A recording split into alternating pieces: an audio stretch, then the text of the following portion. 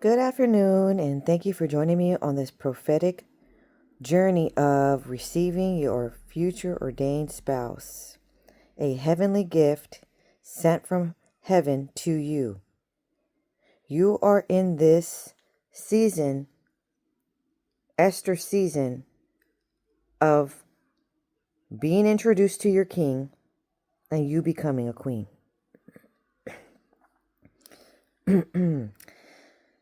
This prophetic word was given to me on 1/3/2024. This was one of the first prophetic dreams of the Ordained Spouse series. Okay, so this word needs to be heard. Okay, this is chapter 51, part 2, given to me through a dream. And the title of it is Many Prospects, but only one is your future ordained spouse. Yes, so many prospects are coming your way now that you are no longer hidden. Okay, you're Esther that was hidden. Okay, but you're no longer hidden. So that means everyone is going to be able to start noticing you. Obviously, your future ordained spouse is going to notice you, but so will the counterfeits. So you need to use high discernment. Okay, you need to have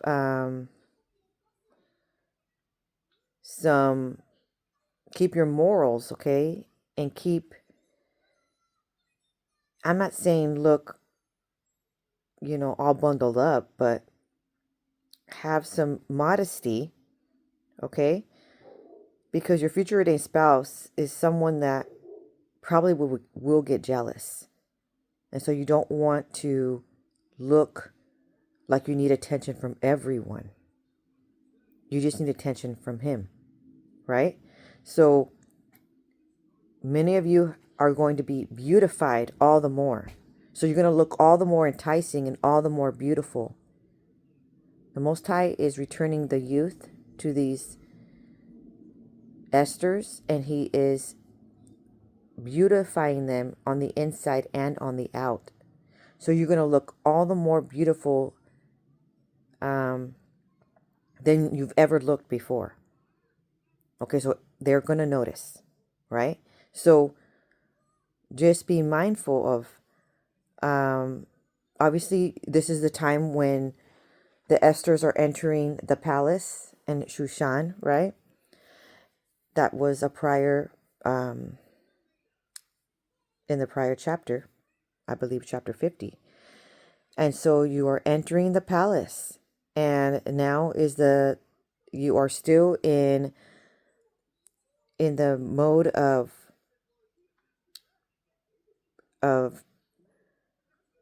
pampering, okay, with luxury soaps, all right, with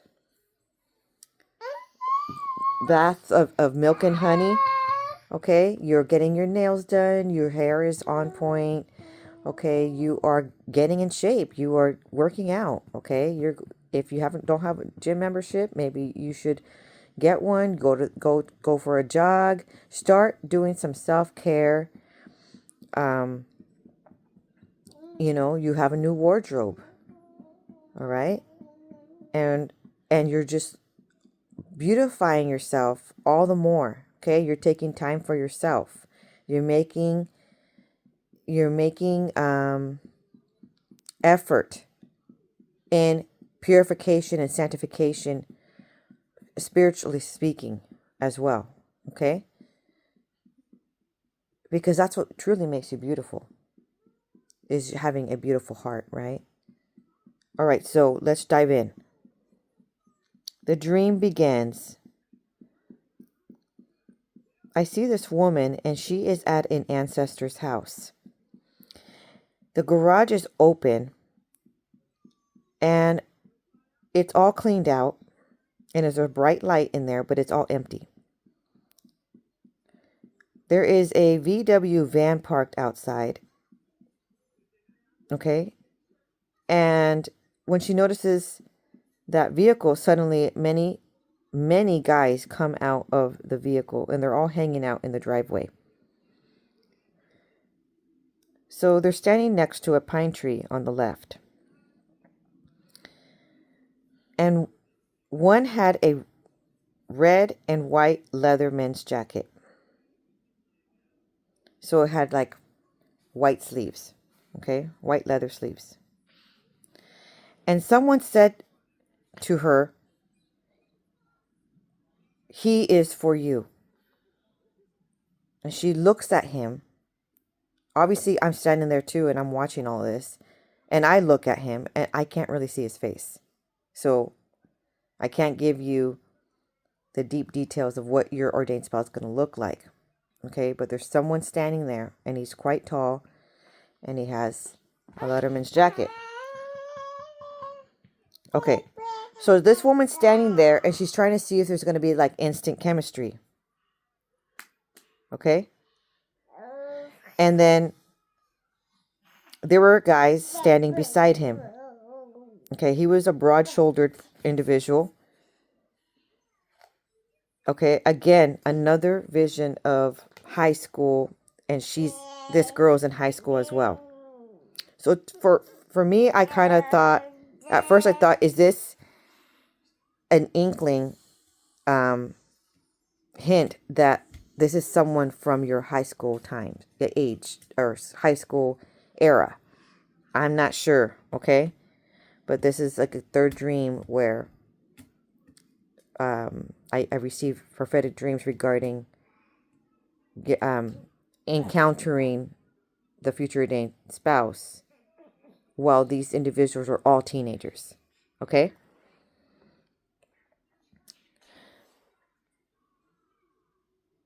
Okay, so then she saw, and obviously I'm standing there, so I saw several people coming out of the VW van as well, and they were crowding around. And this woman says, "Where is so-and-so and so-and-so?" Okay? And the guys went to the vehicle parked on the sidewalk, okay, in front of the house. And this is an older vehicle, like just a four-door car. And it seemed like the car was being worked on, only because many were hovering all around the car. And in the front seat, driver's side, when she walked over to look, it looked to have like harvest time. And this one individual was digging and shoveling in the foot area of the driver's side vehicle.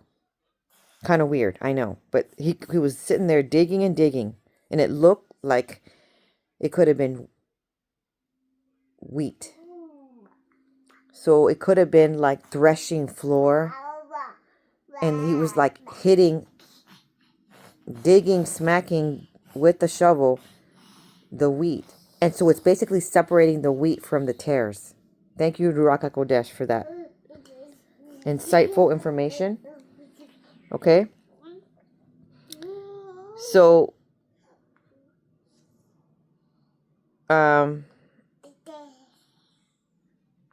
that was the end of the dream. That's when I woke up. So it kind of seems like the Most High has been doing a shaking, separating the weak from the tares, okay? And he's choosing someone for you that is of, obviously, it's going to be the season of Abib, okay? So someone that is a wheat, not a tare, if that makes sense, spiritually speaking, okay? The tares look like wheat, but they're not. And when they are smacked and shuffled around at the threshing floor, only the wheat remains. The wheat strands remain, which is the actual harvest. right? The rest end up being like shreds of leftover stuff. Okay. And the Most High uses the wheat and the tares metaphor to explain the individuals who are of the sheep and or of the goats. Okay? Of his flock or of not his flock. Okay? He explains the wheat and the tares metaphor when he's talking about harvest. And you want to understand that, you know, it's harvest season. Okay? Harvest season specifically for wheat or barley. It could have been barley, now that I think about it. Okay. That season comes into fruition around Passover holiday, okay, around March, April time frame, okay? So you could be giving a hint around when this truly comes into harvest season for you, all right? The individual should be expressing his feelings very soon now, okay?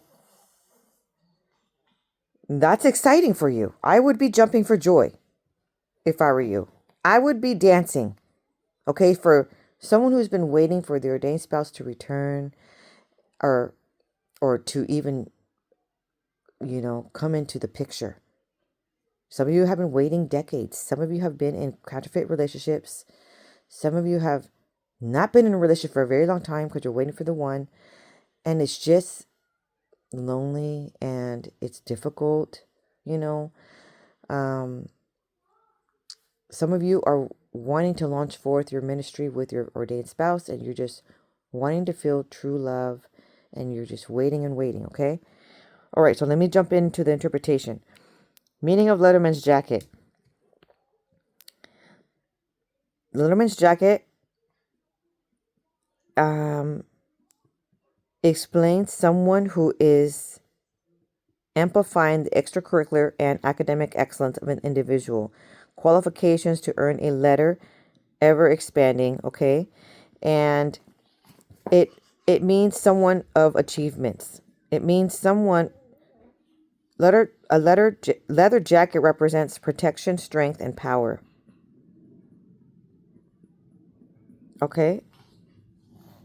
You walk with strength and confidence and take control of your life. Someone with the letterman's jacket